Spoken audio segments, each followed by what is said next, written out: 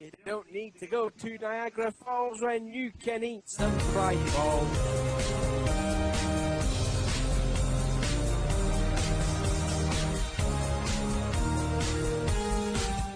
What's going on, NASCAR Diecast collectors and Diecast reviewers on YouTube? This is Original Big Bri here, and today I'm going to bring you guys with another new episode of the NASCAR Diecast News, hosted by me, Original Big Bri. As always, guys, I'm bringing you guys your weekly NASCAR Diecast news throughout each and every week to the very end of this wonderful 2016 NASCAR Diecast season.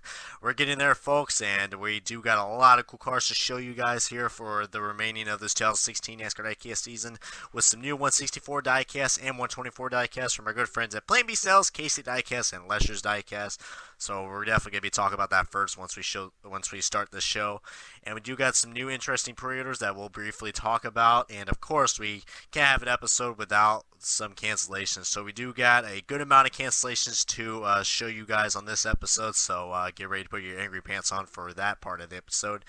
And that's mostly going to do it for the recap of this NASCAR Diecast episode. So, yeah, without further ado, guys, we're going to bring you guys NASCAR Diecast News 158 as this starts now. But before we do that, guys, we're going to take a look at our best-selling diecast, which is from the last episode of the NASCAR Diecast News, rounding off with NASCAR Diecast News 157.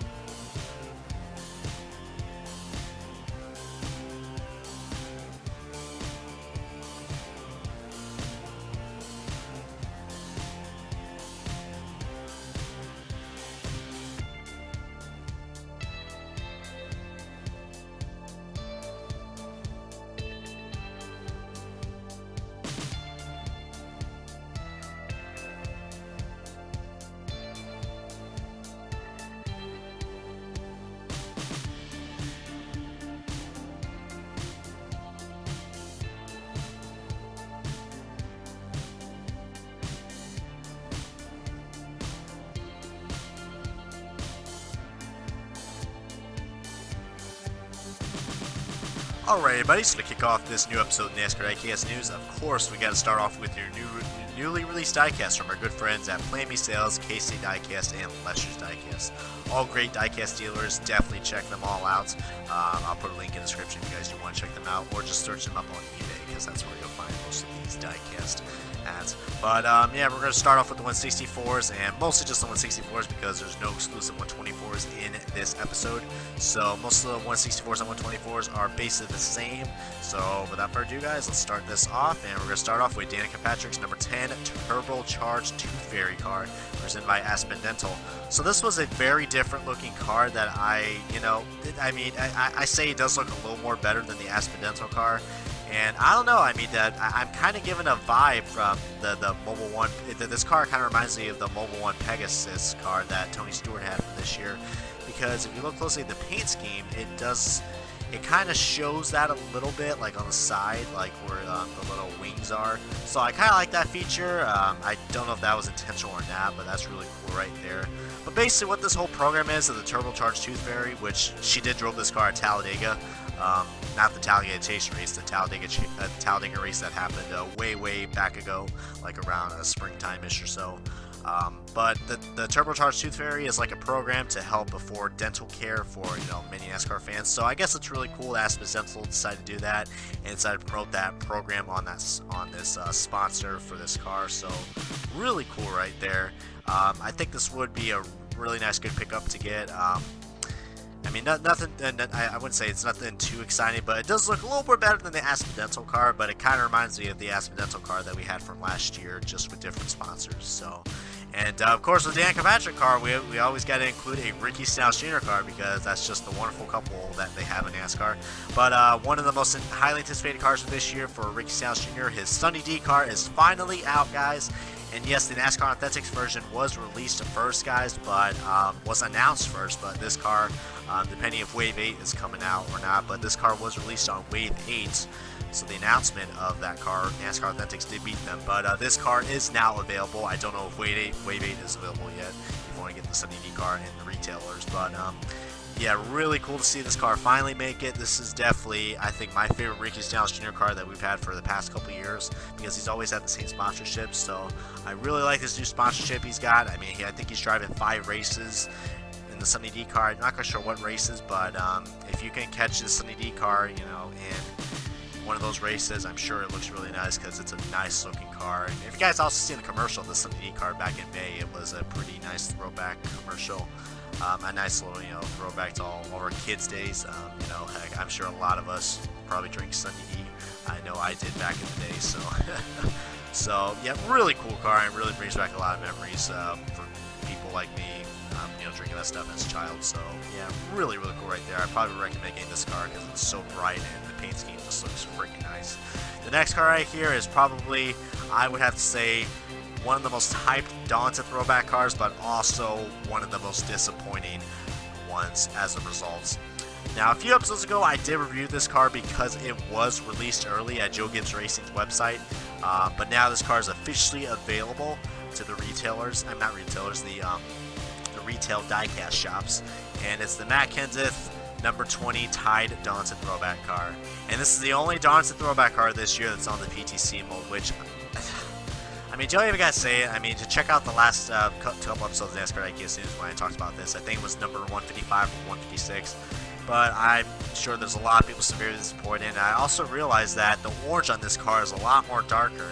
It's supposed to be a nice bright orange, like if you see from like Darrell Waltrip's old car and Ricky Rudd and even Ricky Craven. The orange is really bright. Here it's really dark, and that's just because of the decal for the PTC mode, which I'm severely disappointed. I'm hoping to God NASCAR Authentics puts this car in another darn throwback wave. I mean, I know they released 15, but I would love to see this car and many others in the NASCAR Authentics wave because this was such disappointing and it was such a hyped car. I know some people still might get this, but I'm not happy with the results of the Tide car whatsoever. So, but if you're still want to, you know, collect all the throwbacks for this year, this could be the car to get. But I'm hoping to God Lionel makes the EL version of this car because it's not really worth the money with the decaling and the off coloring of this car. Not a big fan of the PTC mode whatsoever, so downright disappointing that Lionel decided with this car right here just to rush it and get it out very soon. The next car I'm about to show you guys is the one of our chasers that just recently got eliminated. No surprise right there. Chris Buescher's Love Travel Stops car. Now this car is slightly different from last year's because you know the 38 car has been taking the sponsorship. So there are some few differences on this car, but not too much. I do notice that, of course, you know the different numbers on this car as well. So, but I don't know, there is something about this car that looks a little more different. There's a lot more red on this car and a lot less black. I remember there was a lot more black on this car, but they just trimmed it down to yellow and red now. So I do like this change. It looks really cool. I'm glad they changed the Love's car for this year. It's a little change, but I do like it. And I think it should be a car to get right there. I think it's looks a little bit better than the CSX. That's a mouthful right there. CX. The plate safe train car. That's what I'm gonna say because I can't pronounce it right now because it's like almost 2 o'clock in the morning when I'm making this video. But this definitely will be a car to get for sure. And the last car I'm about to show you guys for these diecast reviews on this episode of the NASCAR Diecast News is the Dale Earnhardt Jr. Nationwide Children's Hospital car. Now, if you guys remember this car, this is the car that he drove at Kentucky.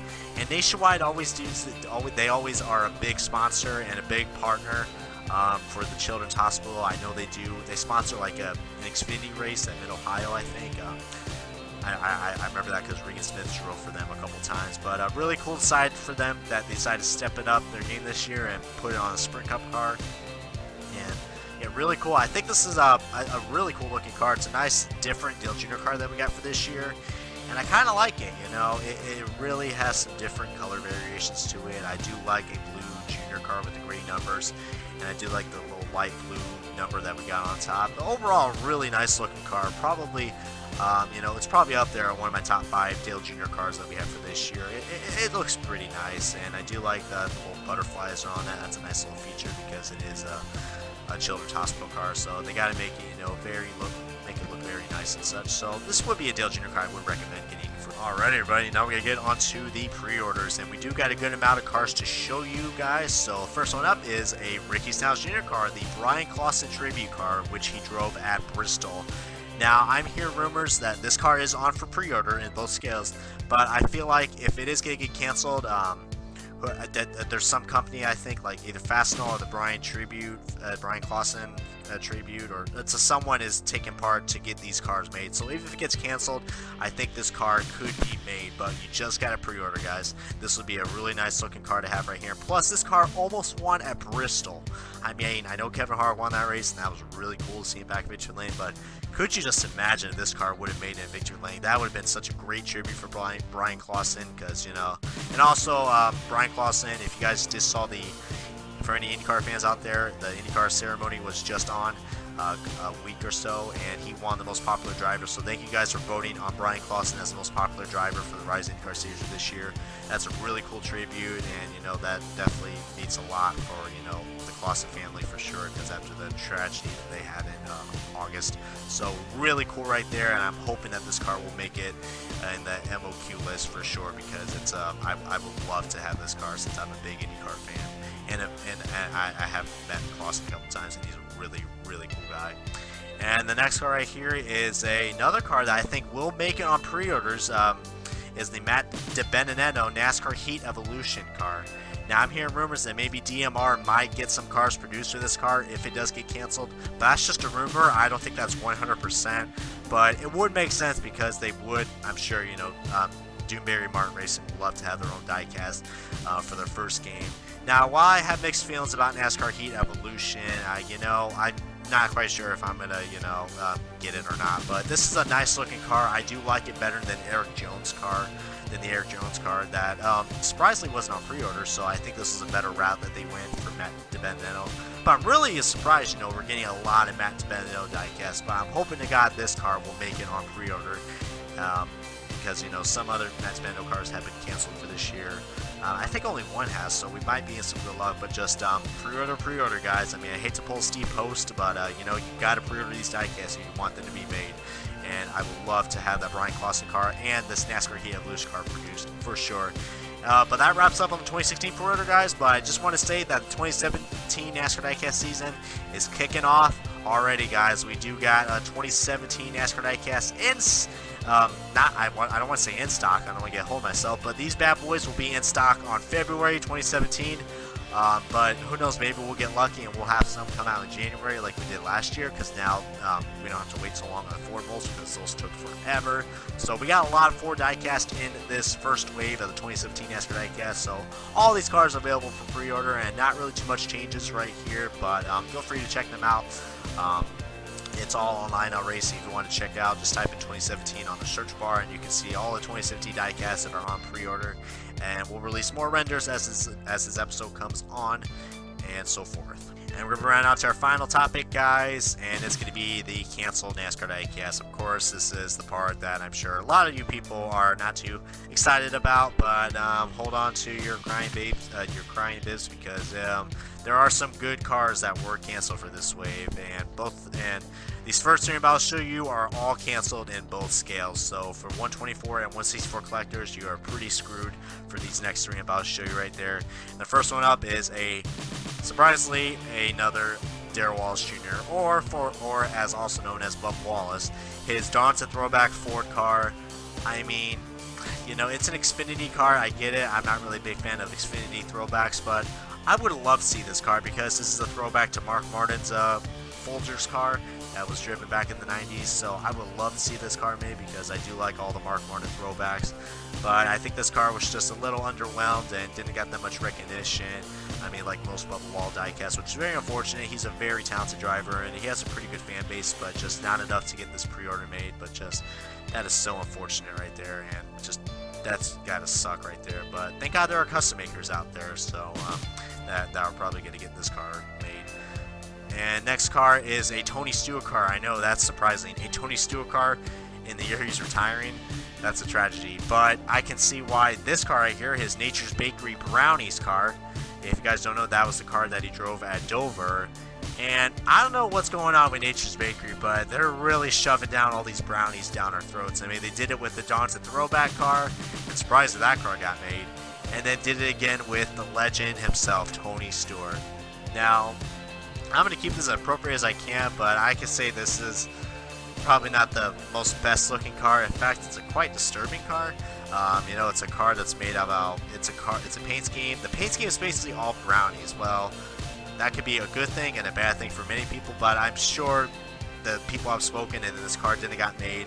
Just a very, you know, odd looking car. I mean, I would give props for uniqueness, but yeah, I don't know. I think Nature's Bakery really loves promoting the brownies because they already did it with the Johnson Throwback car, which just I'm so disappointed NASCAR Authentics put that car in the Johnson Throwback wave. Out of all the diecasts they did, they got that car instead. Just, but anyways, back to the Tony Stewart car. Sorry to be off track right there, but just God. But yeah, you know, with the bad reputation of Nature's Bakery Brownies, I mean, I don't know if they're good or not, but how they're promoting on their cars, I think it's just a very unfortunate move. I get it, sponsorship and all that, but you know, people have spoken, and I guess they didn't want this car made. So yep. Next car I'm about to show you is yet another Johnson Throwback wave. Another Johnson Throwback car. Ooh, I did me scare you guys right there.